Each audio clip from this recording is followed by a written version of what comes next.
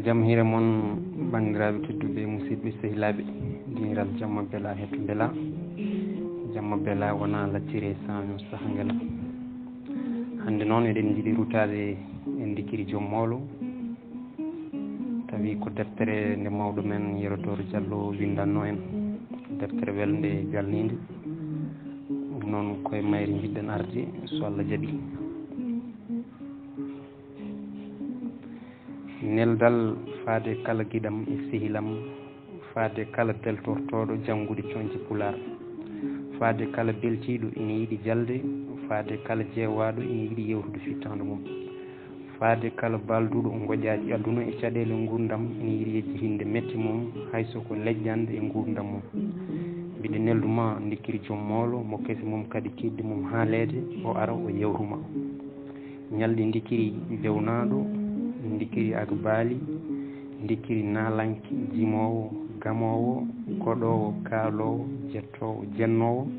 liɓowo koode lamɓe, ngabbinowo koode woɓɓe e weeyo teddugal, ñalɗi mum e sahitake, ñalɗi mum e wasetake, ñalɗi mum e wuro aali juumo, hammadi e luggi caafali, hammadi janngowo, hammadi baajoroɗo, jammaji mum e beeli cayɗe, jammaji mum e beele ndendi, cirɗeli mum e ceenel buudi. Dikkiri ceerno moƴƴirani nalankagu mo ƴiwonde ngaluuji toɓani wuro weeli ladde jaram Yero Diallo cukaku hammadi meeɗi wadde goto e yontaji wotour e nokkuji e nder hirnangue Afrique suka goto jibina e nder guure fulɓe nde wonno ko afo o innira hammadi mamma ko debbo nehimo bewnimo bewre yewtude keerol rewnimo junngo ha ɓurti yummum hammadi suusa haalde hen bammum hammadi suusa haalde hen kala biɗo hammadi yitere ma ina wojji mamo tikka guedde ñamde jooɗo fodde balɗe ina duha ina woya nayijo debbo jaɓata tanum haaɓe ɗo jooɗi foof bo rentinatani ko haare hayso fiyama woto yokka heddi omo fillano ɗum ɓen ɓe kareli mbowmi hawri kadi hammadi taga ko kulɗo reedu haalullaji mamiraɗo ɗi ɓeydi maade kulol e ɓernde makko o mawnidi hen o hersata dogde o hersata wayde ala foof ko mamiraɗo andinimo e golle guura jaɓata o rema jaɓata o ayna ala foof ko andinimo e kutorɗe gurdam so wona nalankago yimde e amde hawri kadi ko ɗum woni lowdi makko e gurtude makko ko noon kadi o nehira kala ko menno yiide nalankino gollira o wiyata ko mamiraɗo addanamo ɗum so salima addude o gedda ñamde ɗo on rewi foof koma addanamo ko yiiɗi ko ni o woniri hawo wawi gollirde kala ko nalankino gollira e kutorɗe welnere kala jimol o menno nande omo renigol nde ɗo bewre e nguɗo nalankago rewi hammadi haw wonti puyɗo o anda ɗo foti joɗade e mbo foti joɗodade o anda nafoore makko hammadi ko bonɗo mbaadi parniɗo ha ɓurti jalniɗo ha ɓurti saabu makko e golle makko e haala makko foof ina jalni kono ko belɗo ƴiƴam jiidaɗo yimɓe famɗuɗo mette tusɗo gacce mbo kese mum kadi tidde mum haalede hammadi wuuri e nde ɗo bewre haw dañi duuɓi 15 mammakko neɗo mo mbayi bammakko yiiɗi heɓɓirade needi makko gila ɓurani ɗo bonde o ɓocci ho juuɗe o fatirimo e golle gurdam o watti hammadi gaynako o taƴani ɗum hoore baali o ayno kono so hammadi ina tawa aynoyde dawdata koye hoddu walla ñañol walla baylol e liiti o ɓeydi dañde no timminiri nalankagu makko hammadi yirel aynoɓe baali hammadi yirel ko aynoɓe baali koɓe sehilaɓe ñande foof kamɓe dawdata gaynaka kono yirel ko guejem yiɗata ko gollinde hammadi kamne yiɗata ko gollinde yirel nde wonno ko yirel ɓuuri wonde guejem jo foof o adda hujju makko puyɗo beele hammadi ina forlanamo baali makko o wi oye hammadi tinno guiƴam dog forlanam baalam ɗi duwalam ngol ina yoldi mi wawa dogde hammadi doga forlanamo baali makko so balli duttima kadi o wiya tinno hammadi guiƴam forlanam baalam ɗi hami gayna yeesade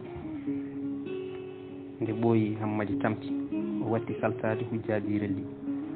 kono yiɗi salorade ko hujje e hujje ɓe jeehi seeɗa kadi o wi oyi Hammadi ya dañ dono forlana baalam ɗi hami ñitto Hammadi wi mi wawa mbiɗo wuuɗa yerel dogi forloye baali mum arti Hammadi dogi forloye baali mum ɓe kawri Hammadi yiɗi yoftade ko gollinta ɗum ko o wi o yerel forlanam baalam ɗi hami ƴewta ɗo poolel jiyannomi ɗo rawani ngel yerel wi foftin hoorema poole hikka ɗi taweta he cabbule rawan ɗi ar forloye baali ma guila goddani ɓe jeehi seeɗa kadi Hammadi wi o yerel forlanam baalam ɗi ɗi takkoye ƴiwonde nde mbiɗi juula mi nani hanki ceerno Alfani wi julde ina moƴƴi yerel wi an ka pijo holne mbattuɗa julde Hammadi wi hay mi silmini ɓe jeehi seeɗa kadi o wi o yerel forlanam baalam ɗi mbiɗa miijo ɗo hunde welde mi yiiɗa miijo gottaɗe yerel wi mi wawa gonmi koye gonta Hammadi wimo yo goosɗe donde a ɓowlireedu ñaw wona ko min ñallata ɗo forlandema baalima ɗi potoji filto yande mumen yerel wi hunde foof mbiɗa wawi muñandema so wona hudde baalam ɗi huɗam min e hooram kono woto huud baalam ɗi Hammadi wi somi huuɗi ɗi potoji e gasde ko mbawɗa hen yerel wi an poto e falede e lotirke aɗa huuɗa baalam Hammadi wi an moƴoyel ngel aɗa saasi ñiiƴe no rawanu ngartoru hoɓɓe ko neɗɗo ɗaɓɓirma foof caloɗa ɓe dugdi haɓe tampi Hammadi forli baali mum fati tumbu nguru heeɓi dow lawol jooɗi ina yima ina liita liita mum ɗon tan o soyni sernaɓe tato ina ngara ina jogui asala lella eɓe jiiɗi feccude kono ɓe ngala leɗɗe eɓe ngara haaɓe coyni Hammadi ina jooɗi e fooɓe lekki ina liita ɓe mbi eyo Allah foftini en gaynako nani jooɗi tawanomo jogui laɓi ɓe ngari haaɓe jetti ɓe calminimo ɓiɗɗo jaam ñalli Hammadi wi yon guur cellon sernaɓe ɓe namdimo aɗa jogui laaɓi peccanami en guur tew o wi mbiɗa jogui guiɗɗon ko peccugol Allah walla ko peccugol yimɓe ɓe jaali ɓe mbi an koy ka hastan koy aɗa andi kay min jiiɗi ko peccugol Allah o ummi o laggi laaɓi makko hakki weeli o taƴi e tew he kettel togosel o totti goto e sernaɓe o jaggi ko heddi e tew koko o totti ɗiɗaɓo Hammadi wi tataɓo mbaba rew e mabɓe aɗa ñaago soɓe jaaɓi ɓe dokkuma hen ɗo tan sernaɓe laawi suwa ko ɗe golle goni ɓe mbiya fecci mum ha foto ɗi Hammadi wona mbiɗon ko feccere Allah koni o feccirta tagore makko hokka o haɗo hebbinano haɗo o hay cellal mum kono so tawi ko peccugol yimɓe fondere ha fota hay goto jaɓata ɗawede walla ɓuurede ɓe mbi joni fecci min peccugol yimɓe o fecci ɓe o fondi ha foti ɓe jeehi hawri e yerel ari yi peccugol Hammadi ngol o wi guiƴam a wona Allah de kono a fecciɓe peccugol makko ko ni tigui o feccirta tagore makko ƴeew tan guiƴam ngal ngu arɗo cillal mbondi joguigu tawde hay kanko o andano jawdi makko ndi foti tawde kala e jawdi wuuro ko ina fina darro koyɗe nayyi omo jogui hen temedere kono tan ƴeew Samba mbondi no woye wasde tawde ala foof ko jeyani hoore makko sa heeɓi focco e galle makko tawata ko guertogal goɗɗo yeehi toon eɓe jewta haaɓe coyni Kumbayel hono yummum Hammadi ina ara ina jaylo hawo yetti o wi Hammadam bone ko baɗɗo gollotoɗo ari joni wi ka Wamoudou maayi mbiɗa yaaha Janaysi Hammadi wi foftin hoorema ko ɓuri ɗum bonde waɗi gaay saabu baalel caygel ngel sonngama hannde ɗon tan dongal Kumbayel saami o wi ko joni kalɗa bonde o suumi junngo e hunuko o fawi wongo ngo e ɓernde o teƴi ko juuti o wi mbiɗa anndi ko kabaru bonɗo nofuram ndu serannode balɗe fof Hammadi wi min nde jiimi jonkol ngel baalel mi ronku nanngude hooram kippimi maggel goymi tan ha hooram nde muusi Kumbayel wi Hammadam a woyani hakke ma so kabaru gonɗo yettima bamma kulmi woto jokkitade pawngal makko hen kono tan Allah ko moƴƴo o jabren Allah woto simmir hen o wi ñaw waali o kabaru ha metti Hammadi wi Allah ko moƴƴo kono mi anda foof ko tagui ɗe kulle puyɗe fowru e boyi e mbarodi yerel wi taguiɗe ko wasde jogade dammi ñaw waali e ɗe inde woto sowrude inde joni ñalawma jooɗi ne sawi ladde Kumbayel wi ala ɓikkonam lesɗine daade walla goppon ka haala saabu sernaɓe ɓe ne mbiya jomiraɗo ina nana kala ko haala saabu nokku foof imbo ɗon jooɗi hay ñaw waali o kabaru ha metti so maaɗi ngel baalel tawnomi ko wuuro mi dawrano hannde kono tan mi ɓenni komi cuniɗi no feewi e mayde ka Wamoudou e mayde ngel baalel o rendini dongal makko o benni o mo duhiya Hammadi Yirel jodi ina jewta ha boyi Hammadi wi Yirel yitaram nde wojjani Yirel wi nde wojji kay Hammadi wi nde musani Yirel wi ko andin tan so yitere ma muusi ko min andar Hammadi wi ñaw ko andinma nde wojji ko ronkata andinde mo so nde muusi ko muusi kay jiiɗo fof ina andi ko ɓowdu reedu tan gonduɗa ko ɗum haɗi sehilagal men nde welde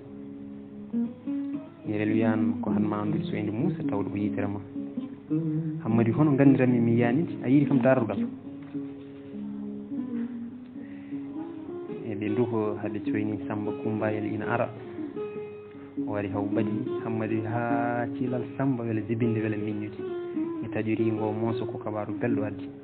holko ñalli wuro Samba wi nene yeehi Janaysi kaw Amadou baba sellani ko jimaɗo o ñalli ko tuuti mahamen yanoɓe sanunoyade jaaƴe garti keɓani debbo ina piya toon ha nande wiro ɓursako Hammadi ko kabaru gonɗo woni wowi dey ko sanunoɓe garti keɓani debbo kono piye kadi ɗum dey woni dañani dañora Yirel wi Hammadi woto hen muñu ha Samba jokkir haala mum holmoɓe kaaɓi Samba wi ɓe kaaɓi koye galo miñum birom ɓe mbi ɓe gar ɓe tambi Penda Sadio ɗo wenduɗa haw ari ɓe cayni mbo wulla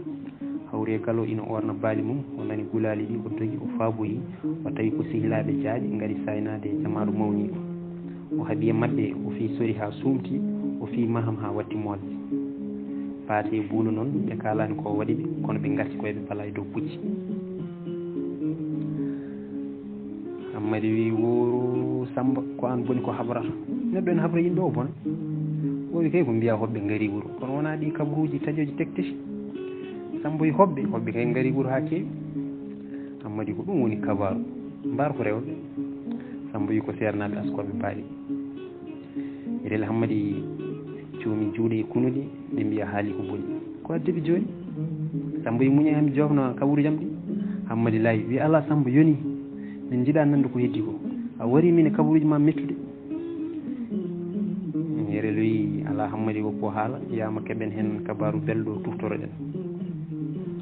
Hammadi wi ngol so haali tan o wiyata wuuro ngo ñalli ko sumti ɗum noon o wasa haalde ɓuuri Yirel wi haal Samba yam Samba wi ko garani joni ko mi hawre yimɓe dadiɓe ina naata wuuro ngo Hammadi wi a yiide ko mbiyannumani Yirel wi koni Samba haali ko boni tedde paɗe yoɗe yoma en gari wuuro Samba wi keɗoɗe ina heddi kabaru goto mawɗo ɓe mbi ɓe jiiɗa ɓe calli nande ko heddi ko ɓe jeehi ɓe goppimo ɗon Hammadi e ceerno Gundoji nden ndungu lukkiɗi so Hammadi aynoyi ñalli ladde ha hiiri o hirtina mbaali makko e nder coyle kese o mbaradda Gundoji so jofti o hiira huttude Gundoji makko o tirda guri ɗi ñañoji e moloji makko e nder nden hirande ceerno Alpha ina romi ɗon e wuuro mabɓe he nde tew gundu ɓuurinimo hunde foof e aduna ɓuurindimo hay kurus makko ala ko haali mirlol makko ngol waɗi saaha ceerno Alpha namdi Hammadi to heɓata ɗi Gundoji payɗi Hammadi wi coyle ɗe foof ina kewi daggundoji kehiɗi foof ko ɗon kirtinanmi mbaalam mbiɗa waño Gundoji kottirdumi ñañojam ceerno Alpha wi ngel kullel ngel jiiɗade Allah ina waɗi tew mum sirru mawɗo kala ñamdu tew maggel ha reedu mum waɗi bellere on sumata ñande darga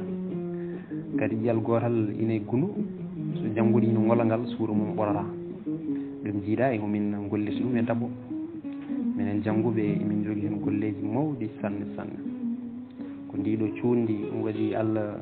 rumtini ɓerɗe yimɓe yidde tew Gundu wotoɗi ngalde aduna kadi tew Gundu o ina dahmi ina daagui janggo mum tan ceerno jooɗi ha hiiɗi o andi Hammadi foti yartude e coyle o wi almudo makko Abdoullahi ƴettu sahalla ka jehen caggal wuuro aɗa dursiroyo gaddora laaƴi e gasirgal nde nawi ceerno tan ko wawi joyde Gundoji ɓe jeehi haaɓe jetti e Hammadi Alpha wi Hammadi addimi hannde ko mbiɗa yiiɗi mbañanami ngaari Gundu mawdi mbiɗa jogui hen haaju mawɗo no fewi ceerno ina fembi hoore mum ha laaɓi tos o heddi waare e gemene o loggi kurus e dande o tari metodol makko o ƴefti sawru makko omo jaysa omo wulna ɓandu makko ceerno Hammadi Abdoullahi ciiri riwde gundoji e nder coyle so ɓe jii gundu tan ceerno wona e ñengtade ene wiya gundu nudɗan lawɓe ngari gundu nudɗan lawɓe ngari gundu nudɗan lawɓe ngari so ɓadima tan gundu doga ɓe ndewa hen eɓe ndiwa kedde so gundu naati e gaska ɓe kiira alde nde wonno ceerno Alpha Oussou joom sembe so ɓe naatini gundu o nangga e dorlol o hiira fodde o wiya ma o yaltidir gundu o sembe o fooɗa haw tampa Hammadi wiya ala ceerno hoto fuusi becce ma e mere gundu yaltirta koɗgol muño mi waɗa losole caggal he tan o woppat tawa fuusani becce ma ceerno wi ala Hammadi oto waɗi hen losol ngol ɗum koko ñamate ɓe gasa haɓe kepto hoore nde ceerno wi Abdoullahi addu ayo e laaɓiki ɓato o turo o jikka gundu o mombamo aya haw leppa ɓe kirsa kono ayeji ceerno ɗe foof ko haw suuɗa guire yimɓeɓe ko wañata gunduji ko o daña kadi no ambiri Hammadi e Abdoullahi ñande foof ɓe mbaɗa gunduji ɗiɗi tati ceerno ina dimba hoore ina dirmo ina moyta waare ina yetta joomum o wi hande kadi fayande warña ha jalabade ɓe gona toon ha futuro ɓenna tawa mawɓe ina paadi ceerno to juulirde wonti ki yiiɗi foof mawɓe juulirde jiita ceerno wona takusan wona futuro tawa on ina radda gundoji nder coyle guese so ceerno jofti hiira debde gundoji mum ina yuppa hen ayeji mum wiya woni koye safrade ni tan ceerno woniri wona mawɓe ina julne wona Abdoullahi ina jangguine saaha dursi o ha waɗi saaha goto ɓe kirdoyi raddu ɓe nanni gundo e gaska ɓe goni alde ndehe soore ina e nder gaska he eɓe gasa ceerno ina foti dadugal mum ha tiiɗi ina jaysa ina foflodiri juuɗe ina wulna ɓandu mum ina faadi haaɓe kepto hoore nde o turo o jikka gundo o ɓe kirsa Hammadi ina asa Abdoullahi ina dari ina tami laaɓi e daha aya ceerno wi Hammadi yoni hankkadi norol ngol foof feeñi woɗɗir hami jikka mo o yecciti Abdoullahi o wi ɓadin laaɓiki e ayo hande kadi Mikayilu ɓeeti cakkudi heɓama o turi o jikki o darani Hammadi ina rumti ina fiɗɗa juuɗe mum ndeke Abdoullahi yi ko ceerno jogi ko o wi gullude yala koyɗe Hammadi yecciti yi soore nde tan dogi Abdoullahi rewi makko ɓe daroyi to Hammadi wi ceerno a maayi ko soore nannguɗa ceerno daari soore nde tan wulli o wi balle kam woppude omo ama tan mbo wulla Allah kulol o deɗɗinde hande maayi o weddinde o dogi o heptiɓe omo signa Hammadi wi koni ceerno Jirayilu ɗeeɓi ɓetandema seeɗa tan nde gatma guila ñande hen ceerno Alpha woppi raddoyde gundoji waɗi saaha goto Hammadi aynaɓe baali jeehi pettoji nde tawno eɓe keewi ɓe mbaɗi widru mawndu ɓe mbaɗa jontande hande o hirsa jawdi kamɓe foof ɓe ndenda ɓe ñaama so ndin gasi koɗɗo hirsa Hammadi wiɓe ko min sakkito hirsude taw baalam ɗi gotti seeɗa saabu baalam ɗi foof ko hakkude nayeji e ɓesɗi e jawɗi mawɗi e borti kecci ñalli ina jiilo aynaɓe ina kirsa jawdi eɓe ñaama Hammadi ina waɗa kirɗeli ha warlande kirsugol arti e mum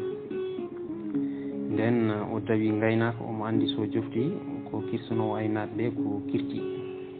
o ñalli miijade ko hirsata mbaalu ngu wondaari fof o saɗɗiro o wiya mi wawa warde ngu nden ɓooyi ari e miijo makko yo wañan ɓe hay soko wandu o nawna ɓe nden o felliti o ñalli raddude mbaaɗi haw fewniti e dinkiyal naywal ina mucca jaɓɓe tan ha reedu mum heewi ina heeɓi fooɓe lekki ina ngona o ñengti haw yetti o tappi ngal ɓande ngal fukki o hirsi o hutti o taƴi hoore e takke ɗe o ɓoori cawgu ngu o ubbi o rondi tewu ngu o nawi ha aynaɓe ɓe jofni heddiɓe mbi yo Hammadi heño hirsa jawdi mum eɓe kirso ɓe lelo Hammadi ummi moytani nder baali mum woni toon fodde ko neɗɗo ina hirsa hutta o ari ombo wundi tewu ombo funtaɓe o wiɓe ndehe tewu ngu juɗe hande mi yima noon ɗo jimol belgol Hammadi ƴetti moolo mum firli ene yima ina hoɗa aynaɓe ina jiiɗo tewu ina ƴakka ina caɓɓito ina mbiya hay ko ngu tewu lammi ñawwali ngu tew ƴaggi lammi hammadi acci haɓe puɗɗi harde tew ngu o wayli leeɓol moolo e jimol omo wiya ƴakke baalel mbolo gawde ƴakke coyel nder fonde ƴakke kibbel bona mbeelo ƴakke baalel safa tew woto aynaɓe wi hammadi a semti ngu kay safani an kam ko baalima ɗi duri hannde ñawwali ngu tew lammi ɓerdam fof jambiri hammadi wi mo ñaw ngu lammata ko muccata jaɓɓe ɓe mbi ko mbiɗa ko hammadi jali ɓi ƴakke tan ngu woni ñallowo dow jammi mucci jaɓɓe ha reedu mum heewi heeɓi foɓre lekki ina ŋoŋa ina ŋaño tendi mum ɗon tan aynaɓe ñori goppi tew ɓe mbi e bone hammadi aɗa ƴakkini yimɓe wantu heddi goto foof ina loojoro banggue beele ina tuuta eɓe duworan ɓe ndondo hammadi kangal aɗa ƴakkini yimɓe tew wantu yo cakke newe yo koye mabɓe ina ceehi ha ina duudunomo wonɓe ɓe ina kawa ha ina jala